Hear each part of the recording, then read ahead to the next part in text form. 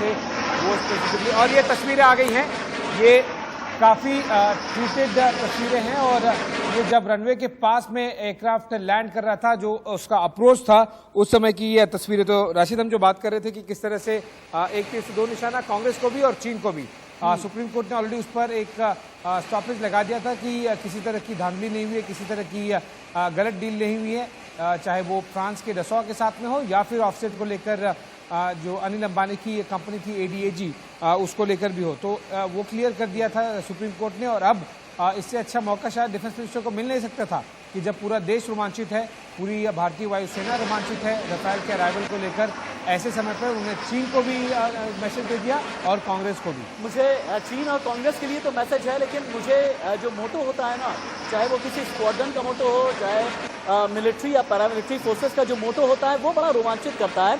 मोटो को लेकर के भी रक्षा मंत्री का एक ट्वीट है, लगभग ये 8 मिनट पहले ट्वीट किया गया है आशीष, जिसमें रक्षा मंत्री ये कहते हैं कि मैं कॉन्ग्रेचुलेशंस देता हूं इंडियन एयरफोर्स को, जिन्होंने एक मिनट, PCR की तरफ से कोई कमांड है। अभी तस्वीरें आप देख पा रहे हैं। अभी मुझे तस्वीरों को ही यहाँ पर बताना बेहद जरूरी है, क्योंकि अंबाला के आसमान पर अभी आपको राफेल नजर आ रहा है। राफेल जो एक एक करके, हालांकि 5 के स्क्वाड्रन में चला है, एरो फॉर्मेशन में लगातार आया है, सुखोई ने इसे एक्कम्पनी किया था, लेकिन लैंडिंग के वक्त में आप ये देखें, जैसा कि मैंने बताया था ना कि एक प्रोटोकॉल होता है, सेकंड का प्रोटोकॉल होता है अंबाला एयरबेस के साथ में, एक कोऑर्डिनेशन रहा होगा। इस कोऑर्डिनेशन के तहत जो कॉकपिट के जो फाइटर पायलट्स होते हैं, उन्हें ये बताया गया होगा किस डायरेक्शन में किस तरीके से आपको चलना है। और उसके बाद जो टचडाउन टाइम होता है, टचडाउन से पहले के जितने भी ATC प्रोटोकॉल हैं, उन्हें फॉलो करना बहुत ज़रूरी होता है। और इन्हीं प्रोटोकॉल को फॉलो करते हुए जैसे जैसे राफेल आगे बढ़ा है, अंबाला की सरजमी भी देखिए, अंबाला का आसमान देखिए, और अंबाला के आसमान की वजह से भारत का सीना आज वाकई में 56 इंच का है।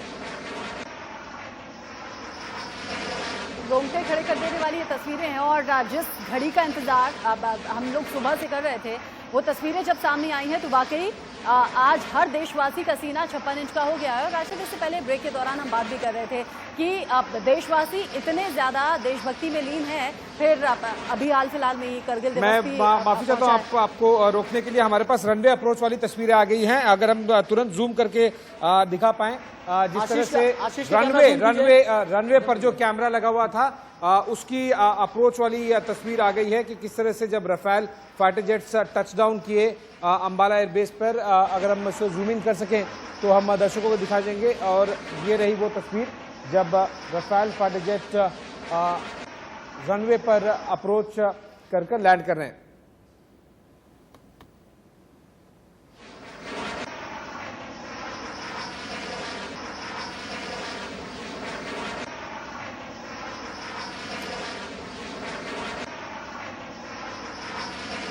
हमें यहाँ पर एक बात जरूर करनी चाहिए कि कौन कौन से वो फाइटर पायलट हैं। कश्मीर के हिलाल हैं, बलिया के मनीष हैं, जाबाज पायलटों में कौन कौन शामिल हैं, यहाँ पर उनकी अगर बात नहीं की, क्योंकि आज 36 में से 5 राफेल फाइटर भारत की सरजमी पहुंच चुके हैं।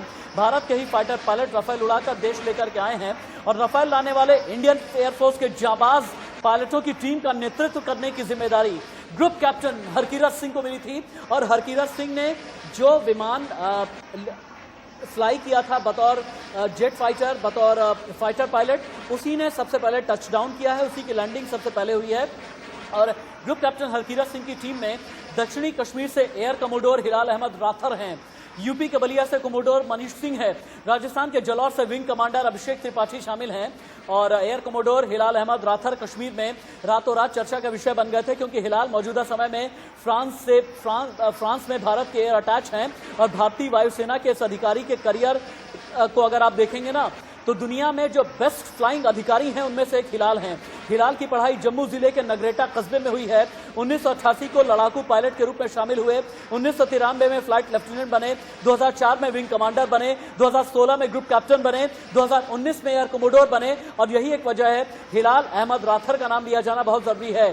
ग्रुप कैप्टन हरकीरत सिंह के बारे में भी आप जानिए। और जो जानकारी मैं दे रहा हूं, मैं अपनी ग्राफिक्स टीम के जरिए मैं चाहूंगा जितनी जानकारी मैं दे रहा हूं, इस जानकारी को टीवी पर भी उतारा जाए, क्योंकि ग्रुप कैप्टन हरकीरत सिंह 17वीं स्क्वाड्रन गोल्डन एरो के कमांडिंग ऑफिसर।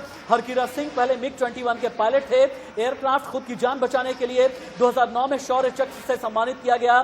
2008 में हरकीरत सिंह स्क्वाड्रन लीडर थे उस साल 23 सितंबर की रात MiG-21 को 2 विमानों वाली अभ्यास जो बाइसन जो अभ्यास उड़ान भरनी थी, बाइसन में जो भरनी थी, करीब 4 किलोमीटर की ऊंचाई पर एक डिस्टर्बेंस आया। अचानक इंजन में आग लगी, 3 धमाके हुए, लेकिन हरकीरत सिंह ने तुरंत ही आग पर काबू पाया। ये हैं हरकीरत सिंह जो फाइटर पायलट पर शामिल हैं। बलिया से एयर कमोडोर मनीष सिंह हैं, यूपी के बलिया जनपद के बकवा गांव के रहने वाले। और पायलट्स की ग्रुप पिक्चर में मनीष सिंह को आपने देखा होगा, बहुत सादगी से रहते हैं। और 2002 में इंडियन एयरफोर्स में पायलट बने। अंबाला और जामनगर के बाद 2017-18 में इनकी तैनाती गोरखपुर में की गई थी। विंग कमांडर अभिषेक त्रिपाठी इसमें शामिल हैं। और जितने भी आपको अभी टचडाउन से ठीक पहले की अंबाला एयरबेस के आसमान की तस्वीर आपको नजर आ रही है, इन सभी के बारे में आपको जानना है। विंग कमांडर अभिषेक त्रिपाठी, बलिया से air commodore Manish Singh, Rafale squadron के पहले commanding officer group captain Harkirat Singh हो गए। कश्मीर के हिलाल अहमद राथर, जिनके बारे में ये कहा जाता है कि ऐसे एयर कमोडोर हैं जिनका फ्लाइंग एक्सपीरियंस, जिनके फ्लाइंग आर्ट्स को लेकर के ये कहा जाता है। हिलाल अहमद राथर, यूपी के बलिया से कमोडोर मनीष सिंह, राजस्थान के जलौर से विंग कमांडर अभिषेक त्रिपाठी, इन सभी को जितना भी अप्रिशिएट किया जाए कम, क्योंकि इनके लिए बहुत चैलेंजिंग टास्क रहा है। और यही, अगर मैं गलत नहीं हूं आशीष, तो यही लोग अगली स्क्वाड्रन को ट्रेनिंग भी देंगे, आगे भी यही फाइटर पायलट बाकियों को ट्रेनिंग देंगे। जी नहीं, हर एक पायलट की ट्रेनिंग अलग से मैरीना एयरबेस पे होगी, जो कि फ्रेंच एयरफोर्स का बेस है। ये बहुत ही महत्वपूर्ण बात है, क्योंकि ये बहुत ही सोफिस्टिकेटेड एयरक्राफ्ट है। और न केवल एयरक्राफ्ट के पॉइंट ऑफ व्यू, बल्कि अगर हम देखें तो वेपन पैकेज है वो बहुत ही सेंसिटिव है। जैसे कि एयर मार्शल नाम्बियार भी हमें बता रहे थे, जिन्होंने ये फ्लाई किया था। उन्होंने बताया कि एक एक स्विच में 5-5 ऑपरेशन है। और जिस तरह से हम देखते हैं कि जब ये ऑपरेशंस किए जाते हैं एक एक इसका इस्तेमाल करके, तो वो काफ़ी ज़्यादा सेंसिटिव होते हैं। आप कोई बटन गलत नहीं दबा सकते, और इसीलिए बहुत ही स्पेसिफिक ये टारगेट किया जाता है ट्रेनिंग के पॉइंट ऑफ व्यू। और जिस वीडियो की मैं बात कर रहा था, अगर हम थोड़ा सा जूम इन कर लें इसे, और ताकि हम इसे प्ले कर सकें, ये रनवे अप्रोच वाला वीडियो है, अभी ऑफिशियली रिलीज़ हुआ है। जैसे ही हम इसे जूम इन कर लेंगे, हम इसे फुल स्क्रीन पर चलाएंगे। एक लगभग 27 सेकंड का वीडियो है। ये पहला वीडियो आया है जब रफाल ने टचडाउन किया था। ये वो मोमेंट है जब भारतीय सरजमीं को इस नए फाइटर जेट ने प्ले किया था, या टच किया था। और अब हम इसे वीडियो प्ले करके दिखा रहे हैं। देखिए किस तरह से ये फाइटर जेट टच कर रहा है रनवे को।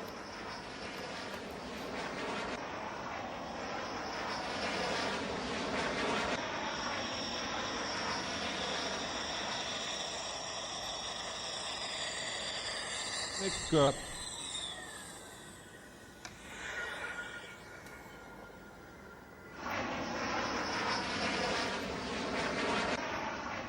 राशिद, ये काफ़ी सेंसिटिव एक ट्रेनिंग होती है, और इसी के मद्देनज़र ये हर एक इंडियन एयरफोर्स का एक जो बैच है पायलट्स का, उसे अलग से ट्रेनिंग दी जाती है। क्योंकि ये केवल फाइटर जेट को नहीं, बल्कि वेपन पैकेज की भी ट्रेनिंग है। और इसीलिए बहुत ही बारीकी से हर एक बैच को ट्रेनिंग दी जा रही है। और दर्शकों को उसी मोमेंट पर बता भी दूं मैं कि जिस तरह से हमने देखा है कि 10 इंडियन एयरफोर्स को फाइटर जेट रफाल वाले हैंडओवर हो चुके हैं फ्रांस में, लेकिन 5 ही यहाँ पर आए हैं। वो इसलिए क्योंकि 5 पर इंडियन एयरफोर्स के पायलट्स की और ग्राउंड क्रू की, दोनों की ट्रेनिंग चल रही है अभी एयरफोर्स में। ये वो मोमेंट है जो हम दिखा रहे थे दर्शकों को।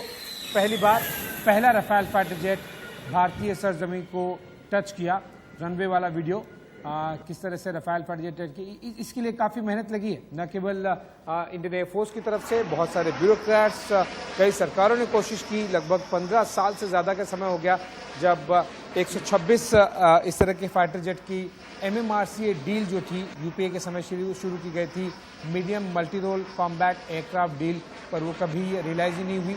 उसके बाद में 2014 में जब प्रधानमंत्री मोदी आए, तो उन्होंने 2016 में आखिरकार, जब डिफेंस मिनिस्टर मनोहर पर्रिकर थे, इस मोमेंट के लिए कई सालों तक कई ऑफिसर्स ने, कई पॉलिटिशियंस ने, कई ब्यूरोक्रेट्स ने, कई लोगों ने मेहनत की। और अब वो मोमेंट सामने आ गया है जब पहला रफाल इंडियन एयरफोर्स के इंसिग्निया के साथ में तिरंगा लगा हुआ भारतीय सरजमीं को छू गया। और इस घड़ी का, इन तस्वीरों का इंतजार देशवासियों ने सालों से किया है। और आशीष, अभी आप जिक्र कर रहे थे जब रक्षा मंत्री राजनाथ सिंह के ट्वीट का, उन्होंने सख्त भाषा का इस्तेमाल भी किया। और सब टाइमिंग का खेल है, राफेल की लैंडिंग होना और उधर ट्वीट करना। हम क्यों ना याद करें, कारगिल विजय दिवस पर राजनाथ सिंह ने कहा था कि हिंदुस्तान अगर दोस्ती करना जानता है तो फिर आंखें तरेने वालों को जवाब भी देना चाहता है। हिंदुस्तान कभी भी दुश्मनी की पहल नहीं करता, लेकिन अगर उस पर हमला होगा तो मुंह तोड़ जवाब भी दिया जाएगा। हम क्यों ना याद करें लेह में प्रधानमंत्री का पहुंचना, जब प्रधानमंत्री ने कहा था अगर हम दोस्ती निभाना जानते हैं तो आंखों में आंखें डालकर हम बात करना भी जानते हैं। एक के बाद एक ये इंसिडेंट, और साथ ही साथ LAC में जिस तरीके की तनातनी की स्थिति बनी हुई है, गलवान घाटी में हिंदुस्तान की तरफ से जो मुंहतोड़ जवाब चीन को दिया गया, एक के बाद एक ये तमाम घटनाएं क्यों ना हम रिलेट करें, क्योंकि राफेल का हिंदुस्तान पहुंचने का टाइमिंग नजदीक था। और हिंदुस्तान की सेना की लगातार ताकत को प्रोत्साहित भी करते रहे प्रधानमंत्री और रक्षा मंत्री, और वक्त वक्त पर जज्बा भी सातवें आसमान पर पहुंचा, हौसला भी बढ़ाया, एनकरेज करने का काम किया है। और आज फिर से रक्षा मंत्री ने कहा है कि राफेल की लैंडिंग, राफेल का वायुसेना में शामिल होना एयर फोर्स के लिए क्रांतिकारी इजाफा होगा ताकत में। इसके एजेंट्स देखिए कितने ये फाइटर जेट्स, और ये देखिए कुछ और भी तस्वीरें लैंडिंग के बाद आ रही हैं, टचडाउन के बाद की तस्वीरें आ रही हैं। राफेल की कुछ तस्वीरें हैं, और राफेल का मेक अगर देखें आप, कहते हैं कि किसी भी खतरे की आशंका की स्थिति में इसका जो रडार वार्निंग रिसीवर है बहुत ही ज्यादा मजबूत है। Laser warning, missile approach warning alert हो जाता है और रडार को जाम करने से ये बचा लेता है, यानी इसका रडार किसी भी हालत में जाम नहीं होता। और इसके अलावा राफेल का जो रडार सिस्टम है 100 किलोमीटर के दायरे में भी टारगेट को डिटेक्ट कर सकता है। ये अपने आप में बहुत बड़ी बात है कि 100 किलोमीटर के दायरे में अगर दुश्मन का कोई फाइटर जेट है तो फिर राफेल इसे डिटेक्ट भी कर लेता है और उसके ऊपर सीधे हमला भी कर सकता है। राफेल में आधुनिक हथियार हैं, इसमें 125 राउंड के साथ 30 mm की कैनन्स हैं, और जो राफेल को और मजबूती देती हैं। एक बार में 9,500 किलो का सामान ले जाने की क्षमता रखना ये मामूली बात नहीं है। हवा से हवा में मारने वाली मैजिक 2 माइका IR और ये सब मिसाइलें और हवा में 150 किलोमीटर तक के टारगेट को मार सकती हैं, और हवा से जमीन में मारने की ताकत भी रखती हैं। रेंज 560 किलोमीटर की एयरक्राफ्ट का इस्तेमाल इराक में, अफगानिस्तान, लीबिया, माली, सीरिया में हो चुका है, और फाइटर जेट के आने से भारत की ताकत हिंद महासागर में बहुत ही ज्यादा बढ़ने वाली है।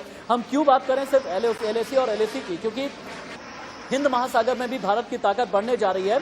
चीन के पास अभी चेंगडू J-10 विमान है, इजराइल के लावी एयरक्राफ्ट का मॉडिफाइड रूप चीन इसे बताता है।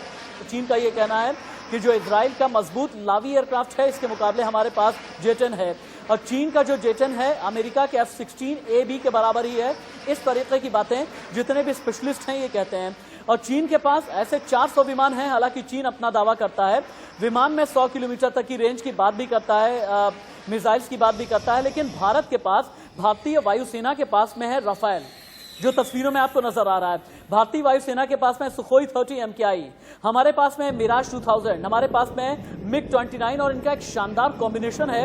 इसके अलावा जगुआर है, MiG-21 बाइसन है, स्वदेशी LCA MKI भी है। इसके अलावा जो राफेल भारत को मिला है इसका मुकाबला करने के लिए चीन के पास किसी भी तरह का कोई लड़ाकू विमान नहीं है। कुल मिला जुलाकर के चीन और पाकिस्तान की तुलना में हम बहुत मजबूत हो गए हैं, बाहुबली हो गए हैं, और ये चीन की तबाही की लैंडिंग है अगर ये कहें तो गलत नहीं होगा, क्योंकि राफेल बेहतरीन लड़ाकू विमान इसलिए कहा जाता है क्योंकि इसमें जमीनी हमले, एंटी शिप स्ट्राइक, परमाणु हमले करने की ताकत है। और कहते हैं जहां पर जमीनी हमले, एंटी शिप स्ट्राइक, परमाणु हमले करने की एक ताकत हो, ये अपने आप में एक बहुत ही किलर कॉम्बिनेशन होता है। और फाइटर जेट एक ओमनी रोल विमान, रडार है इसमें, और एक ऐसा रडार जो कहा जाता है कि बहुत ही ज्यादा मजबूत है। Avionics, fuse data, still feature, spectra, protection sweet इसे बहुत खास बनाते हैं, और इसके दोनों तरफ ही हथियार रखे जा सकते हैं। 36 राफेल विमान भारत को मिलने हैं, 5 भारत आ चुके हैं, 31 बाकी धीरे धीरे 2022 तक ग्रेजुअली आते रहेंगे। और ये राफेल की खासियत के बारे में हमने बताया है, और राफेल ने कितना ज्यादा भारत को मजबूत कर दिया है, चाहे राफेल DH जिसे 2 सीटर कहा जाता है, या राफेल EH जिसे सिंगल सीटर कहा जाता है। दोनों में ही ट्विन इंजन है, डेल्टा विंग है, सेमी स्टिल्थ कैपेबिलिटीज के साथ 4.5th जनरेशन का ये विमान है, फुर्तीला है, बल्कि इसके जरिए परमाणु हमला भी किया जा सकता है। राफेल की तैनाती के लिए यहाँ पर इंफ्रास्ट्रक्चर पूरी तरह से तैनात है, जो आपको अभी अंबाला एयरबेस पर नजर आ रहे हैं। अंबाला एयरबेस से 300 किलोमीटर की दूरी पर लेह के सामने चीन का एनगारी गरगुंसा एयरबेस है, जिसके बारे में अक्सर मैं बताता रहता हूं। और अंबाला एयरबेस चीन की सीमा से भी 200 किलोमीटर की दूरी पर है। एयरबेस भारत की पश्चिमी सीमा से 200 किलोमीटर की दूर पाकिस्तान के सरगोधा एयरबेस के नजदीक है। यानी आज की तारीख में जो पाकिस्तान है, पाकिस्तान का रडार है, चीन, LAC, LOC पूरी तरह से अपने ऑल आउट पर होंगे।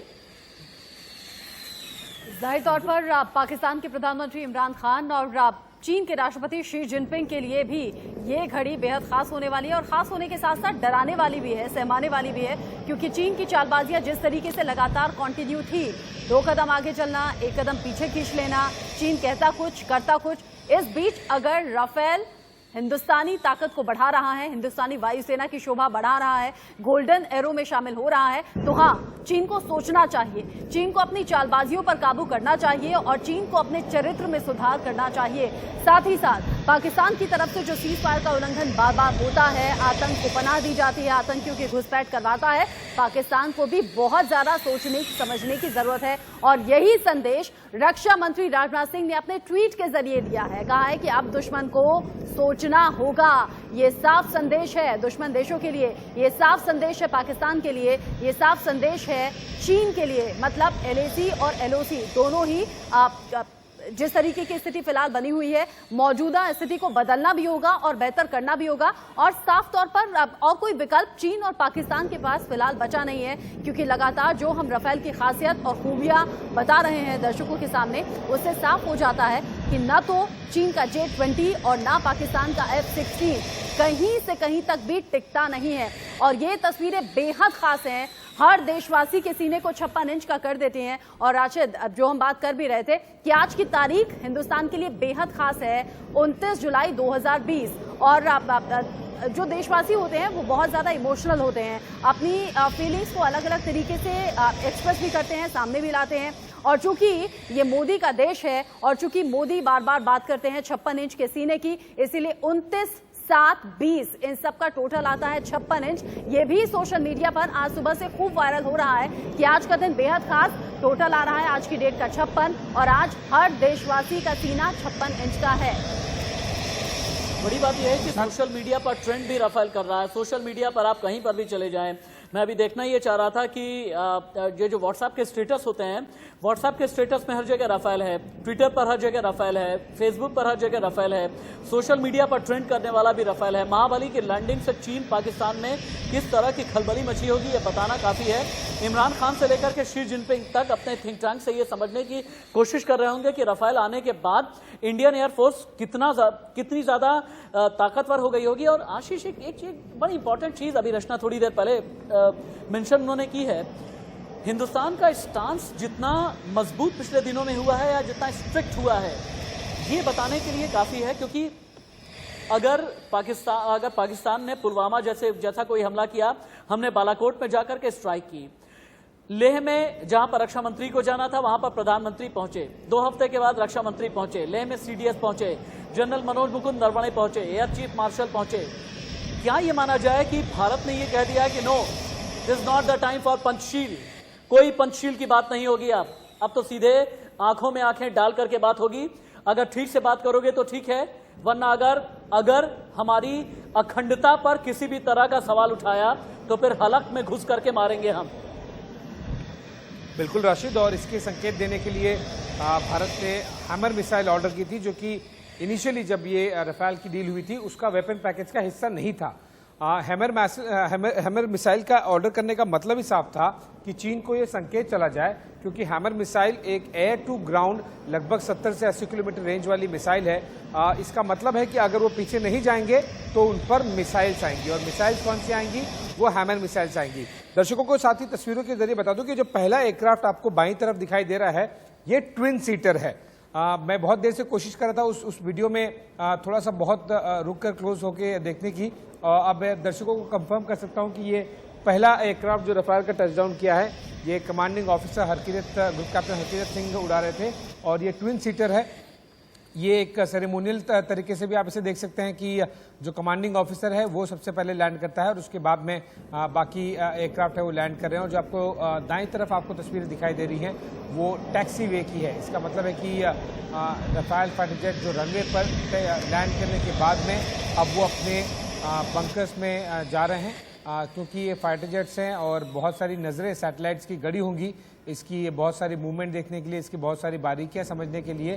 क्योंकि मैं बार बार फिर कह रहा हूँ ये नॉर्मल रफाल्स नहीं है। लगभग आधा दर्जन देशों के पास में रफाल फाइटर जेट्स हैं, लेकिन ये made for air force India, made for India, इस तरह के रफाल फाइटर जेट्स हैं। और ये स्पेसिफिकली जो हमारे लिए बनाए गए हैं वो काफ़ी अलग हैं बाकी देशों के रफाल फाइटर जेट से, इसलिए इन्हें बचा कर रखना, संजो के रखना, और यही वजह थी कि सेक्शन 144 लागू किया गया था अम्बाला एयरबेस के आसपास में, ताकि बहुत ज़्यादा चीज़ें बाहर नहीं जा सकें। और ऐसे में क्योंकि सैटेलाइट से काफ़ी ज़्यादा नज़र होगी, इसी के मद्देनज़र रफाल फाइटर जेट को तुरंत ही अंदर बंकर्स में उनके जो होते हैं वहाँ पर ले जाया गया है। एक डेटरेंस का काम करते हैं वो इसलिए क्योंकि देखिए एक जो बेहतरीन देश, एक बेहतरीन general, admiral, air chief marshal या फिर एक बेहतरीन प्लेटफॉर्म सेना तब होती है कि वो युद्ध उससे लड़ने की ज़रूरत ही ना पड़े। युद्ध लड़ेंगे तो ऑब्वियसली भले ही जीत जाएंगे, लेकिन काफ़ी नुकसान होता है जान माल का। अब ये रफाल उस तरह का डेटरेंस, उस तरह का भय क्रिएट कर देगा पाकिस्तान में और चीन की एयरफोर्स, आर्मी और नेवी में। वो इसलिए क्योंकि इसकी जो रेंज है बहुत बढ़िया है, बहुत बेहतर है, इसकी एक्यूरेसी बहुत ज़्यादा है और दूर दूर तक J-20 हो या F-16 हो इसके सामने खड़ा भी नहीं होता। और इसीलिए ये रफाल की लैंडिंग्स विद वेपन पैकेज जो कि पिछले हफ्ते ही आ चुके हैं अम्बाला एयरबेस पर, ये काफ़ी क्रूशल मैसेज कन्वे करती हैं पाकिस्तान और चीन दोनों को कि अब आप दूर ही रहिए। और जिस तरह से जब दुश्मन दूर रहता है आप बहुत मजबूत होते हैं, तब डेटरेंस होता है, तब ऑफेंसिव डिफेंस होता है। और इसीलिए इस तरह के वेपन प्लेटफॉर्म्स की बहुत ज़रूरत थी। 2 ही स्क्वाड्रन आए हैं, जाहिर सी बात है और स्क्वाड्रन्स की ज़रूरत है, लेकिन ये ऐतिहासिक क्षण, ये ऐतिहासिक दिन आखिरकार आ गया जब पहला Rafale fighter jet Indian air force के इंसिग्निया के साथ में, जो कि तिरंगा है, उसके साथ में भारतीय ज़मीन को, भारतीय मिट्टी को कुछ मिनटों पहले ही टच किया। इससे साफ जाहिर हो गया है कि रफाल फाइटर जेट्स काफ़ी बेहतरीन फाइटर जेट्स हैं, क्योंकि ये कोई छोटी जर्नी नहीं थी, ये कोई छोटा मोटा ट्रांजिशन नहीं था, ये काफ़ी बड़ी जर्नी थी और इसमें काफ़ी कुछ चीज़ें टेस्ट हुई। और उम्मीद करते हैं कि शायद रफाल फाइटर जेट्स को, उसके वेपन पैकेजेस को जल्द इस्तेमाल करने की ज़रूरत ना पड़े। लेकिन अब आप देखिएगा हमारे core commander lieutenant general Harinder Singh की अगली मीटिंग में जिस तरह से वो कॉन्फिडेंस में रहेंगे, और चीनी कोर कमांडर को पता चल गया है कि अब रफाल फाइटर जेट्स आ गए हैं। भारतीय आर्मी और एयरफोर्स का जो कॉन्फिडेंस है वो अलग ही लेवल पर होगा, क्योंकि अब चीनी सेना को, न केवल वायुसेना को बल्कि उनकी जो थल सेना है PLA, उन्हें भी इस बात से काफ़ी डर लग रहा होगा। क्योंकि जब आप देखते हैं कि हैमर मिसाइल है जो कि एयर टू ग्राउंड मिसाइल है, वो जब आ जाती है तब फिर एक मैसेजिंग न केवल वायुसेना को बल्कि सामने वाली आर्मी को भी चले जाता है। जिस मोमेंट की हम बात कर रहे थे अब हम वो दिखाने की कोशिश करेंगे, वाटर सल्यूट। मैं अपने कैमरामैन से दरख्वास्त करूंगा कि तुरंत हम कैम 4 से इसे जूम इन करके लें मोबाइल से। बाय द टाइम हमारी प्रोडक्शन टीम उसे एडिट कर फुल फ्रेम पर डालेंगे। जो वाटर सल्यूट की बात कर रहे थे, हम डिस्क्राइब कर रहे थे, ये वो वीडियो आ गया है। हम दर्शकों को तुरंत दिखा देंगे किस तरह से रफाल को वेलकम किया गया था। दोनों जो फायर टेंडर्स हैं जो रफाल एयरबेस की है, उन्होंने अपने वाटर जेट्स खोल दिए और उसके बाद में ये इस तरह से रफाल जेट ठीक उसके बीच में से होकर गुजरा है। अगर हम इस वीडियो को कट कर सके ऑन एयर, ताकि ये दर्शक देख सके कि इस तरह से रफाल फाइटर जेट का स्वागत किया गया था।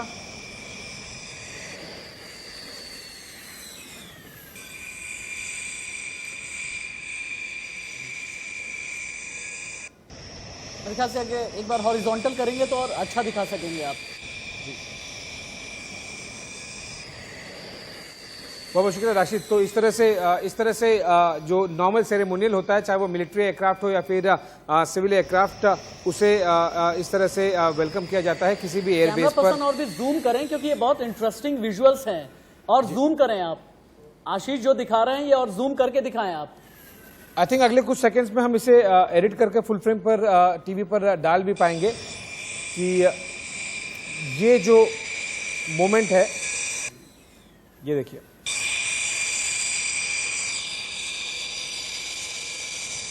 जी हाँ, अब देख हमारे दर्शक देख पा रहे हैं कि जेट स्प्रे है, 2 आपको फायर टेंडर्स दिखाई देंगे।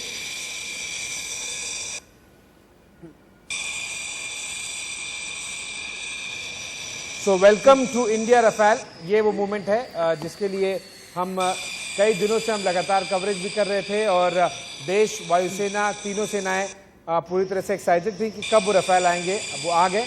पाकिस्तान हमसे, आपसे ज़्यादा मैं कह रहा हूँ, पाकिस्तान और चीन दोनों टेंस होंगे। एक बड़ी इंपॉर्टेंट आपने बात कही है कि अब अगर हिंदुस्तान की तरफ से चीन के साथ में बातचीत होगी चुशूल या मोल्डो में बैठ करके, तो इसके बाद अब बातचीत में बॉडी लैंग्वेज भी अलग होगी, कॉन्फिडेंस भी अलग होगा, शब्द भी अलग होंगे और यकीनन जो भी बात की जाएगी वो ये कहा जाएगा कि टेबल किस तरफ तुम हो, टेबल किस तरफ हम हैं। लेकिन इस बार टेबल किस तरफ हम अकेले नहीं हैं, हमारे साथ में राफेल भी है।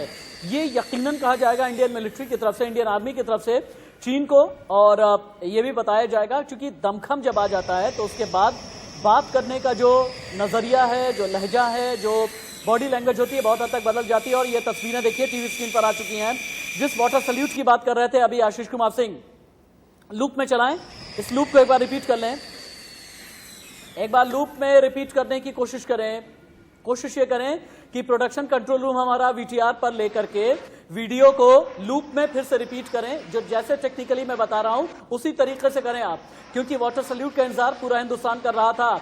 वाटर सल्यूट के बारे में बताएंगे भी और वाटर सल्यूट की एक अलग तरीके की परंपरा। हाँ, ये तस्वीरें अभी आप रखें क्योंकि बहुत करीब से हमें अभी राफेल फाइटर जेट्स भी दिख रहे हैं और जो से वाटर सल्यूट दिया जा रहा है, ये भी तस्वीरें हम आपको दिखा रहे हैं। इससे पहले मिक्स सीरीज के जितने भी जेट फाइटर आए, मिराज, जगुआर, इन सभी को वाटर सल्यूट दिया गया है। कुछ को अंबाला, कभी किसी को जामनगर, कभी किसी को हाशीमारा, कभी किसी को लेह, तो कभी श्रीनगर एयरबेस।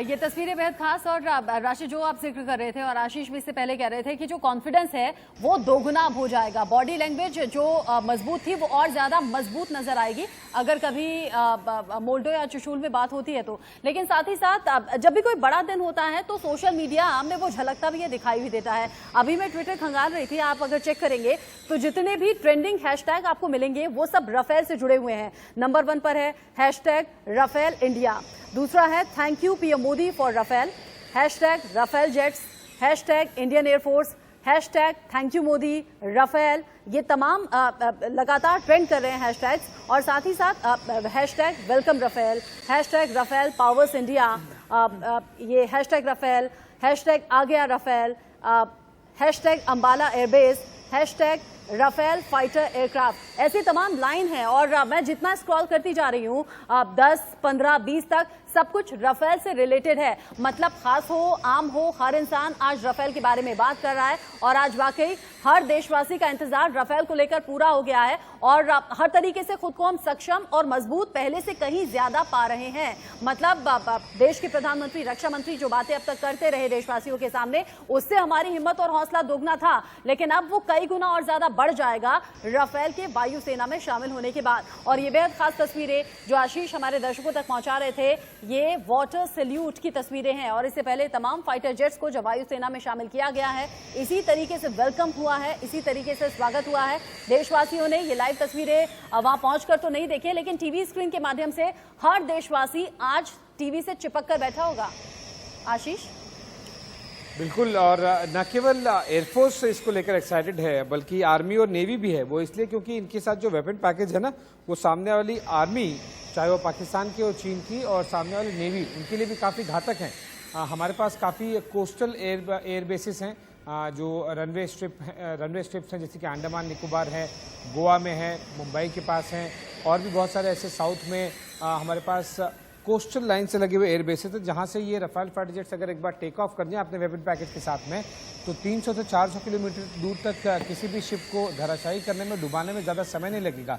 साथ ही साथ जो दर्शकों में इसलिए भी ज़्यादा बहुत रोमांच है क्योंकि देखिए ये जर्नी जो है ना, जो हम 2 तस्वीरों के जरिए दर्शकों को दिखा रहे हैं, वो मोमेंट जब राफेल को वेलकम किया गया, वो मोमेंट जब राफेल ने पहली बार भारतीय मिट्टी को छुआ, ये बहुत आसान रही नहीं है। लकीली मैंने इस पूरी जर्नी को शुरुआत से लेकर अंत तक कवर किया है और मैं खुद बता रहा हूँ दर्शकों को कि कई बार ऐसे रातों की नींद हराम करने वाली जर्नी रही है। बहुत सारे क्रूशल मोमेंट्स रहे हैं, पार्लियामेंट में एलिगेशंस लगे हैं, सुप्रीम कोर्ट में कई हियरिंग्स हुई हैं। ये अगर मैं गलत नहीं हूँ तो पिछले कई दशकों में ऐसा मोमेंट नहीं होगा जिसमें सुप्रीम कोर्ट ने 1 घंटे की नोटिस देकर इंडियन एयरफोर्स के डिप्टी चीफ और दूसरे एयर मार्शल्स को यूनिफॉर्म में सुप्रीम कोर्ट में बुला लिया था। काफ़ी बड़ा मोमेंट होता है ये, काफ़ी डराने वाला मोमेंट होता है जब भी अगर आपकी सेना से लोग वायुसेना से अगर सुप्रीम कोर्ट जाना पड़े उन्हें किसी भी वजह से, पॉलिटिकल एलिगेशन हो या कोई भी वजह हो, वो काफ़ी चिंता वाली बात होती है और इसीलिए ये जर्नी आसान नहीं रही है। इसकी शुरुआत बहुत पहले की गई थी यूपीए के समय में, लेकिन 10 साल से ज़्यादा का समय गुजरा और कुछ खास हो नहीं पाया। MMRCA डील जो थी medium multi role combat aircraft की 126 की, लेकिन 2016 में जब मनोहर पर्रिकर डिफेंस मिनिस्टर थे तो उसके बाद काफ़ी तेज़ी से सारी डील्स बढ़ी, काफ़ी एलिगेशंस लगे, अनिल अंबानी से लेके डसॉ तक, सुप्रीम कोर्ट से लेके पॉलिटिकल तक, पार्लियामेंट में तो इस पर काफ़ी ज़्यादा बवाल होता है। इनफैक्ट अगर मैं गलत नहीं हूँ तो जो पिछला इलेक्शन था उसमें सबसे बड़े मुद्दों में से एक था ये सरकार के खिलाफ और इसीलिए ये काफ़ी रोचक जर्नी रही है राफेल फाइटर जेट्स की। आखिरकार ये फल मिला है और अब वो पूरी तरह से क्लीन होकर फल मिला है कि पॉलिटिकली CAG लीगल सारे एलिगेशंस खत्म हो गए और फिर जाके राफेल फाइटर जेट्स आ गए। जाहिर सी बात है कि ये 2 स्क्वाड्रन काफ़ी नहीं होंगे क्योंकि दिसंबर 2021 तक ये सारे के सारे 36 फाइटर जेट्स आ जाएंगे।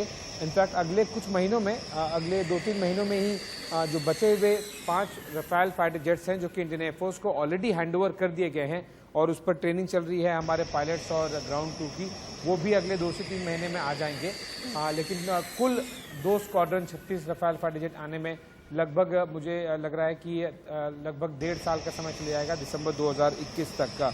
ये काफ़ी रोचक जर्नी रही है और आखिरकार ये फल मिला है। राफेल ने भारतीय ज़मीन को छू लिया, राफेल का स्वागत हो गया उनके घर में। गोल्डन एरोज स्क्वाड्रन नंबर 17, मतलब सिर्फ हिंदुस्तान ही नहीं, दुनिया का सबसे शक्तिशाली फाइटर जेट अब हिंदुस्तान में गोल्डन एरो की शोभा भी बढ़ाएगा, अब हिंदुस्तान की रक्षा में भी सहायक होगा और अब दुश्मन को पूरी तरीके से मुंहतोड़ जवाब देने में भी सक्षम होगा। लेकिन अब हिंदुस्तान ये जानता है कि क्या भारतीय संस्कृति हमारी है। हमने देखा भी रक्षा मंत्री राजनाथ सिंह फ्रांस में जब फाइटर जेट राफेल को सतिया बनाया गया था, टीका किया गया था, कलावा बांधा गया था और आज जब ये मैं तस्वीरें देख रही हूँ वाटर सैल्यूट की, आशीष आपने भी देखा होगा, राशिद शायद आपके घर भी होता होगा, जब घर में कोई नया व्हीकल आता है, कोई गाड़ी आती है, लोटे में पानी लेके इसी तरीके से वेलकम किया जाता है, स्वागत किया जाता है। यही तस्वीरें देखकर मुझे याद आ रहा है। गृह प्रवेश है ना ये तो गृह प्रवेश है और हम राम राम भी करते हैं। राफेल का गृह प्रवेश हो गया है, अंबाला पहुंचा है, चीन पाकिस्तान का काल। इन्हीं तस्वीरों के साथ एक छोटा सा ब्रेक, कहीं मत जाइएगा।